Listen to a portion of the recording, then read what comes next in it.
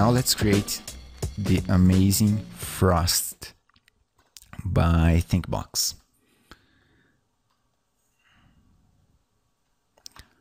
So let's create the frost here outside. And let's add our particle flow source there.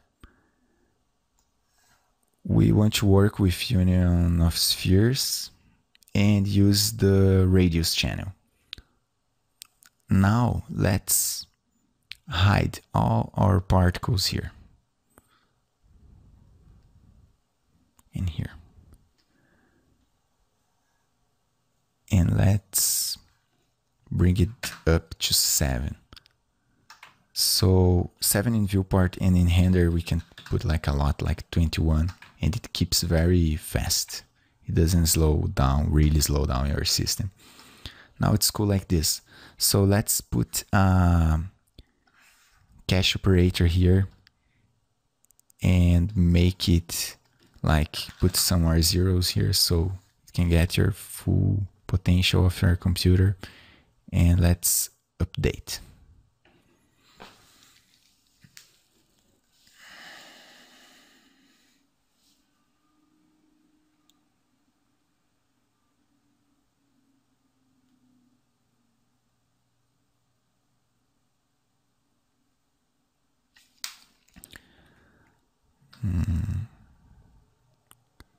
Yeah, now you can see how cool is it. So that's the bubbles, and it should work fine like this. But if you take a look in some coffee pictures on the internet, you can see that, let me see, here around the bubbles, it kind of gets attention in the coffee, so it doesn't stay plain all over the place. So we can create this with frost as well. You can create it with, if you're using Mentor Ray, you have an option like blend with materials. It should work fine, but it's if you're working with V-Ray or another render, I don't know how it works, but in V-Ray it doesn't work very well, but you get better results with frost. So let's create another frost and let's make a copy of this bubbles base, and let's call it coffee base. Let's select the bubbles base and hide it.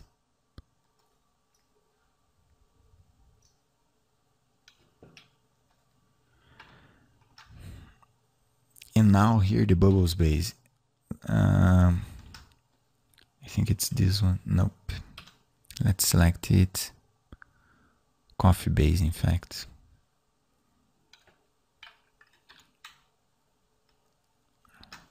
I will just make the pivot to its center.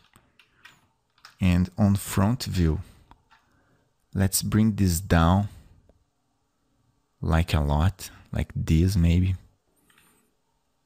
So what we're gonna do, we'll use the frost to generate a variation between the bubbles and the coffee, and you're gonna understand it in a while. I just want to change this school here. Let's apply another material. Let's make just a black one with some reflection, so I might render it later and it will be a coffee material. No, in fact I will never render this one. It was completely useless. But let's see. With frost we can create some mesh on other surface like this one, and it will generate like particles on all of those vertices. So let's apply another quadify and make it really full of a lot of vertices. Like this, it looks fine. And in this frost here, the second one, let's select the the coffee base, just to see what's going on. If I bring it down, let's bring it way down. You can see the bubbles on all over the place. I'm not sure if it's on the vertices. Yeah, it is. So let's bring it up a bit, like this. It looks fine. And let's add our particle flow source here. So now you can see that we have some variation here, but it's not like very good. Maybe it's too low. Let's bring this now, this value here. In fact, we should work with metaballs in this case.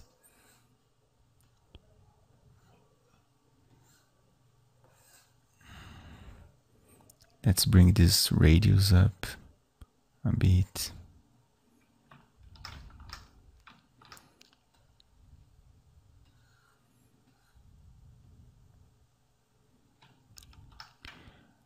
Okay, I think yeah, let's get the bubbles base. And let's bring it up a bit more. And now here on the frost, we have to remove it and pick it again. Okay, I don't know what happens. In fact, it's not the bubbles base, yeah. Just hide it. And it's the coffee base that I want. Coffee base. I'm gonna bring it a bit. Let's hide this. Front view, let me see, where is it? Let's bring it up a little bit like this maybe.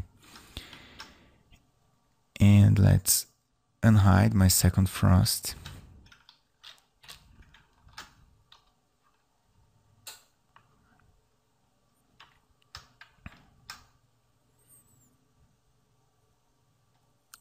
And let's remove it and let's pick it again. Okay, now it looks, I think it's fine like this. Yeah, okay. In fact, we have to enable this option here, use radius channel. It's using now a partial radius channel, like the size of my particles here, and here on the plane it have no size. So maybe 3. Yeah, I think it looks fine like this. Now we can add a FFD modifier. Let's just let's select all those. I just make it blue, and with Ctrl A I can select all the vertices. And here, let me bring it down a bit. So we have like a really huge variation here. So with the scale one, let's make it very, very, very thin. Like here, you can see on Y parameter, like let's make it like around 15. And I think it's fine like this. It looks very plain, but it's not. See, that's what we were looking for. And I think it's enough polygons. So it might change a lot when you're using these in Render. So here in Render you have like 3. Let's see how it looks with 3. Yeah, no, it's not cool. So let's put it 1.5 on Render as well. And then here we can apply a relax modifier of like 1. It should look fine like this. And now you just have to make sure that your bubbles are kinda on the coffee, not flying around like it is. So we can get this FFD and select all the particles and bring it up. Now it's fine like this.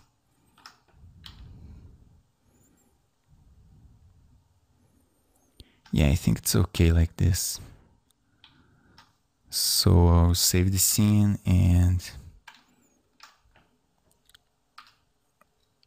I will unhide my mug.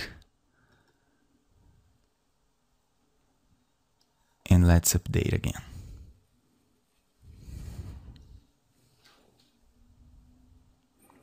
And the cool stuff is that this liquid will be interacting with these bubbles and will create those tension around it, like in real time.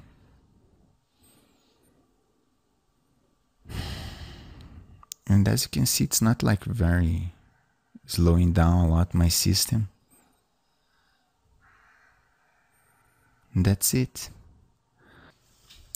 So that's the final scene. And I have to show you some important stuff that I changed here. First of all, you don't want to render the particles, only the frost mesh. So there's a couple of ways of doing this. You can just go here on the render operator and set it to phantom, but it doesn't really work with V-Ray if you're using it. So the best way, I think, in my opinion, is to do this is here on the particle flow source, you just go to its properties and it will be like this. So you just untick the renderable option here and click OK. Now it will render only the frosts. And this material here, I'm getting this effect using a ambient occlusion. So let's check the material here.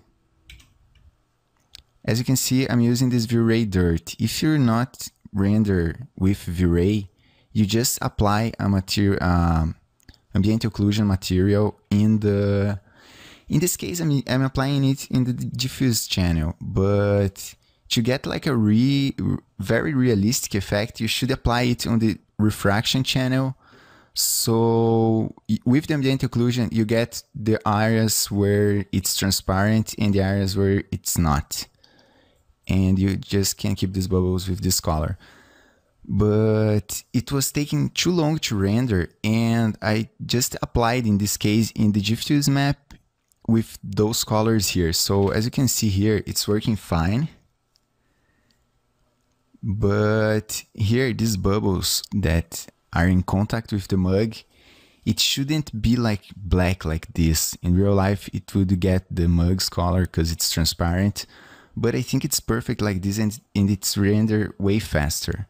So another stuff is that this reflection here, that's the effect that we're looking when we create this coffee surface. And another stuff that I think it's cool to show you, it's in real life, those bubbles are not very round, very spherical. So you can just apply a noise modifier. I applied it in this frost here. So it's a very, very, very low values here. So it's just distort it a little bit so it doesn't get too roundy. And I also changed it a bit, this liquid, because those bubbles here wasn't touching the liquid, it was kind of floating.